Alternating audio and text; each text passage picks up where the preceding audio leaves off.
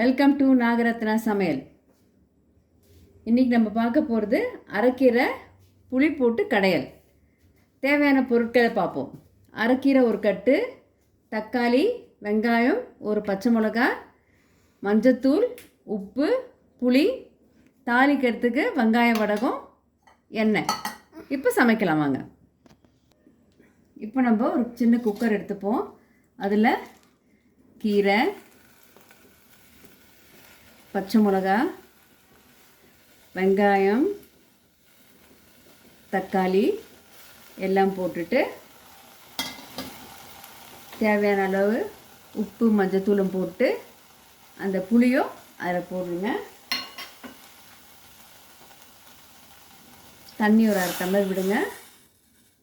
குக்கரை மூடிடுங்க.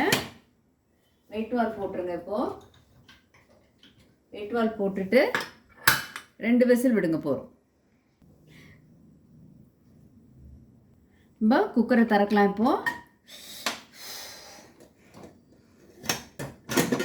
இதோ வெந்துடுச்சு. இப்போ என்ன பண்ணணும், நம்ம இந்த மாதிரி ஒரு சட்டி ஒன்று இருக்கும், மண் சட்டி, கல் சட்டின்னு சொல்லுவோம். இதை தெரியுதுங்களா? உள்ளே ஸ்டோன்ஸ் இருக்கும். கல் சட்டியில் போட்டு கடைஞ்சோன்னா கீரை ரொம்ப அருமையாக இருக்கும். இப்போ நம்ம இந்த சட்டியில் தண்ணி இல்லாமல் எடுத்து போட்டுக்கோங்க. இந்த மாதிரி ஜல்லிக்கட்டு எடுத்துகிட்டு போட்டிங்கன்னா தண்ணி வராது உங்களுக்கு.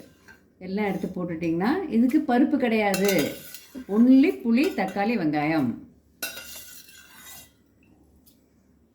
இப்போ நம்ம இதை இந்த மாதிரி மத்து இருக்கும், பருப்பு கடையிறதுக்கெல்லாம் யூஸ் பண்ணுவோம்.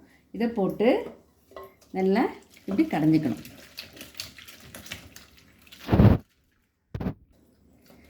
இது வெண்ணெயாட்டம் கடைஞ்சாச்சு. இப்போ எடுத்து நம்ம திருப்பம் பாத்திரத்தில் விட்டுருவோம். இந்த கீரையிலேருந்து மீதி தண்ணி இருக்கு இல்லையா, இந்த மாதிரி கொதிக்க விடுங்க. ஸோ தெரியுதுங்களா? இப்போது மஸ்ட்டு கீரையை சட்டியிலேருந்து அதில் போட்டுருங்க. அவ்வளோதான், இது கீரை ரெடி ஆகிருக்கு. இப்போ நம்ம தாளித்து கொட்டணும் இல்லையா, தாளிப்போம். எண்ணெய் விடலாம். எண்ணெய் காஞ்சிடுச்சு. வடவத்தை போட்டுருங்க. வடவும் ஃப்ரை ஆகிடுச்சு. எடுத்து இதில் போட்டு